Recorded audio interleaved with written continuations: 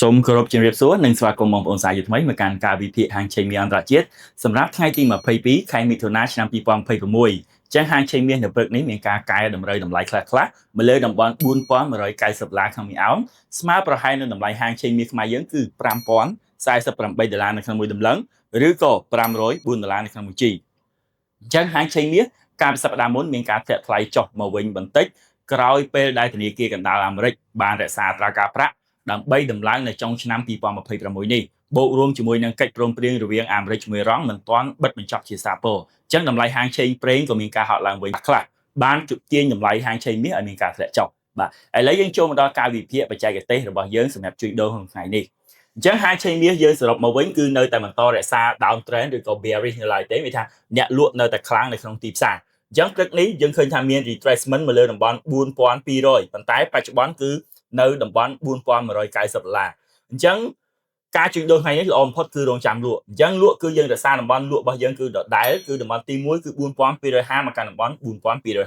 ញ្ចឹងក្នុងករណីទីផ្សារមកដល់តំបន់នេះបងប្អូនអាចរងចាំលក់បានបាទហើយបងប្អូនប្រើ stop loss លើតំបន់4260អាចជា65ឬក៏4270គត់តែម្ដងហើយបងប្អូនអាច take profit 2ដងមកវិញអញ្ចឹងមានថាអាចយកតំបន់4200ក៏បានដែរសម្រាប់ take profit អញ្ចឹងតំបន់លក់ទី2គឺយើងលក់នៅ psychology level និងជា resistance ល្អបំផុតគឺ4300នៅកាន់តំបន់4310យើងឃើញហើយថាទីផ្សារកាលពីសប្តាហ៍មុនគឺបាន respect តំបន់នេះអញ្ចឹងបងប្អូនអាចលក់តំបន់នេះទៀតបានហើយបងប្អូនអាចប្រើ stop loss លើតំបន់4315ឬក៏4320តែម្ដងហើយ take profit យើងអាចយកតំបន់4270ឬក៏តំបន់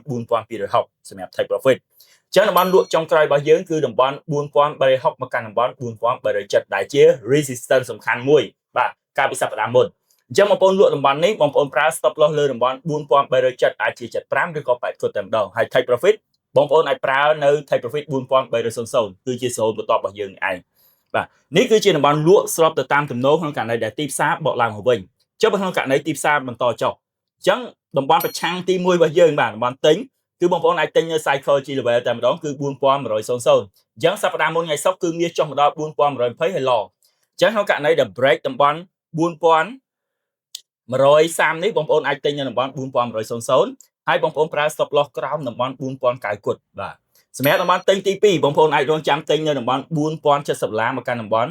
$4060ហើយបងប្អូនប្រើ stop loss ក្រោមតំបន់4060អាចជា4050ឬក៏$4055ក្នុងមួយអោននិងតំបន់ទិញចុងក្រោយគឺជា strong support តែម្ដងគឺ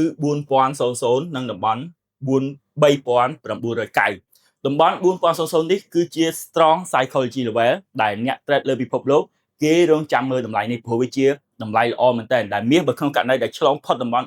4000មានន័យថាមាសអាចទៅលេងតំបន់3000ជាងនៅក្នុងមួយអោនអញ្ចឹងបងប្អូនទាំងអស់គ្នារងចាំតាមព័ត៌មានអន្តរជាតិបន្ថែមទៀតសម្រាប់តំបន់ជួញដូរថ្ងៃនេះអញ្ចឹងក្នុងករណីមានព័ត៌មាន breaking news ណាមួយនៃការចរចារវាងអាមេរិកជាមួយអ៊ីរ៉ង់នោះទីផ្សារអាចនឹងប្រែប្រួលខ្លាំងអញ្ចឹងបងប្អូនសូមរក្សាការតាមដានព័ត៌មាន breaking news ហើយចូលទីផ្សារប្រើ stop loss ឲ្យបានត្រឹមត្រូវអញ្ចឹងបច្ចេកទេសរបស់ខ្ញុំគឺមានត្រឹមប៉ុណ្នេះហើយក៏ជូនពរបងប្អូនទាំងអស់គ្នាឲ្យចូលជួញដូរចំណេញគ្រប់គ្នាសូមអរគុណ